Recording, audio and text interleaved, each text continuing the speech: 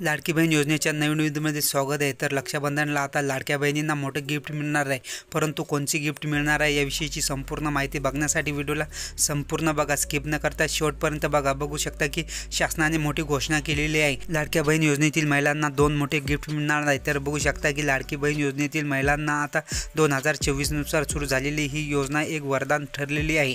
महिलांना दर महिना 1500 रुपये दिले जाते। आता तर ऑगस्ट आणि सप्टेंबरचा हप्ता एकत्र देण्यात येणार आहे का याविषयी सर्व महिलांच्या मनामध्ये शंका आहे, परंतु पार्श्वभूमीवर 3000 रुपये रक्कम ही तर बघू शकता की ही 3000 रुपये रक्कम ही शासन देणार आहे का याविषयीची संपूर्ण माहिती आपण या व्हिडिओमध्ये बघणार आहोत। तर व्हिडिओला संपूर्ण बघा, स्किप न करता शेवटपर्यंत बघा। आणि ज्यांनी व्हिडिओला लाईक आणि चॅनलला सबस्क्राईब केले नसेल त्यांनी व्हिडिओला लाईक आणि चॅनलला सबस्क्राईब करून घ्या। तर बघू शकता की जुलै महिन्यात संपल्याला आला असून महिलांना आजपर्यंत महिन्याचा हप्ता मिळाला नाही।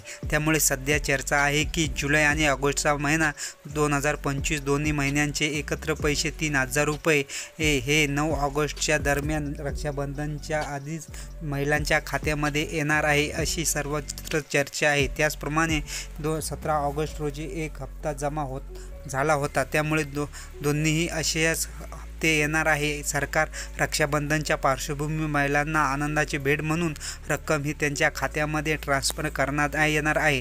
तर बघू शकता की या महिन्याची आणि पुढील महिन्याची एकत्र रक्कम ही 9 ऑगस्टनुसार येणार आहे। त्याचप्रमाणे सूत्राच्या माहितीनुसार ही रक्कम 9 ऑगस्ट 2025 रोजी किंवा त्यापूर्वी होण्याची शक्यता आहे। सरकारकडून अद्याप कोणतीही अधिकृत घोषणा करण्यात आलेली नाही, मात्र सणासुदीच्या काळात महिलांना हप्ता दिला जात असल्याचे पार्श्वभूमीवरून अशी शक्यता आपल्याला दिसून येत आहे। मागील वर्षीसुद्धा रक्षाबंधनच्या पार्श्वभूमीवर सरकारने 3000 रुपये रक्षाबंधनसाठी भेट दिलेली होती। त्याचप्रमाणे पात्र निकष लादण्यात आलेले होते। खालील महिलांना योजनेचा हप्ता कधी मिळणार आहे? तर बघू शकता की सर्व लाडक्या बहिणींना आता लवकरच रक्षाबंधनसाठी 3000 रुपयाचा हप्ता मिळणार आहे। तर त्यांचे वार्षिक उत्पन्न 2.5 लाखापेक्षा जास्त आहे अशा महिलांना आता या योजनेचा फायदा होणार नाही। त्याचप्रमाणे ज्यांच्याकडे 2-4 चाकी वाहन आहे अशा महिलांना सुद्धा होणार नाही, आणि जे आयकर विभाग भरत आहे अशा महिलांना सुद्धा या योजनेचा लाभ होणार नाही। त्याचप्रमाणे जे नमो योजनेतील लाभार्थी महिला आहे अशा महिलांना फक्त 500 रुपये हप्ता मिळणार आहे। त्याचप्रमाणे 2100 रुपये हप्ता कधी होणार आहे?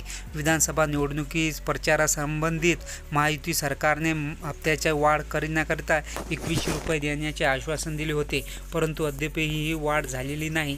सूत्रानुसार मार्च आणि एप्रिल 2025 असून वाढीव हप्ता लागू होण्याची शक्यता होती, परंतु अद्यापही सरकारने या योजनेची वाढीव रक्कम ही करण्याचे अजून निश्चित केलेले नाही। 2026च्या अर्थसंकल्पात योजनेत 36 कोटींची तरतूद करण्यात आलेली आहे।